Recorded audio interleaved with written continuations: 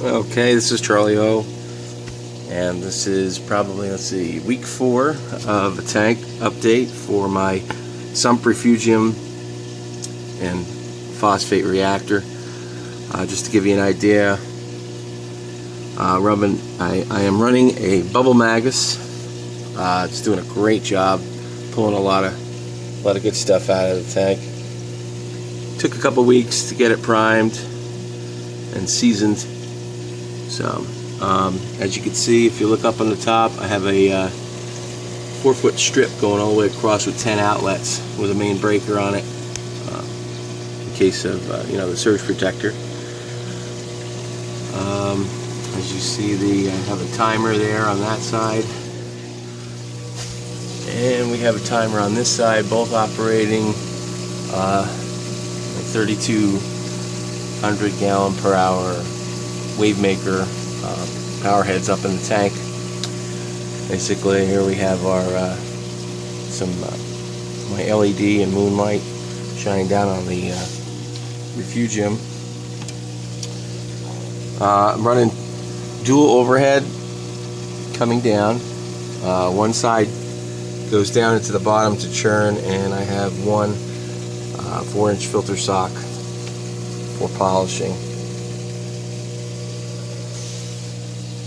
Refugium's doing good. Keto algae looking pretty good. I managed to grab a few pieces of caulerpa, and it's starting to spread like wildfire. A couple critters down here in the tank. I used basically the sand bed in here I used from the previous tank. I went from a 65 to this 180. So I took all the sand that was in the bottom of the tank, most of it anyway, and put it in here for the refugium. So there's a lot of copepods, and actually went to the store. I went to the seafood store and I got a bunch of little neck clams. If you ever buy filter clams from any of the pets supplies that are online, it's basically the same clam. So I got a dozen of them. They're all buried in the sand. They're great filters for the sump. Here's my overflow, running through 2 pretty dense pads down through my biochem bags, and then into the return area of the sump, the final stage. I have a power head down there, kind of just keeping everything suspended so no detritus settles there. As well in here, as you can see, after about, like I said, a little over a month or so, 2 months, there's no detritus settles on the bottom. Just makes its way right in here to the refugium and gets some of that consumed. Moving over to the final where the return is, I have my phosphate reactor that I built. As you can see, also, I did not plumb my and drill my sump. It's just, I was very frugal in how I put this all together, but I got a really good mag drive 18 that's sending return back up to the main. As you can see, it goes up and across and splits on the end in the middle up to a return up top to where I have dual head. So this was a bit of a project. May not look like the prettiest of all, but cost me roughly about $150 to build, between all the joints, all the PVC, the ball valves, and I got a mag drive 5 pump, Pond Master, that's running it, and 500 mLs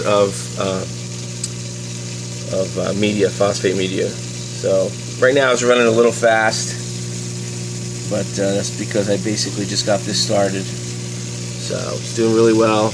I can adjust here the amount of water I want to come from the sump into and return into the sump. So, and what I'll do is in a few weeks I'll do some tests. So as you can see, I could change the flow. It can come out real fast, or I could even just do it to a trickle. But all in all, tank's looking really well. Took quite a while, but Everybody's doing really nice.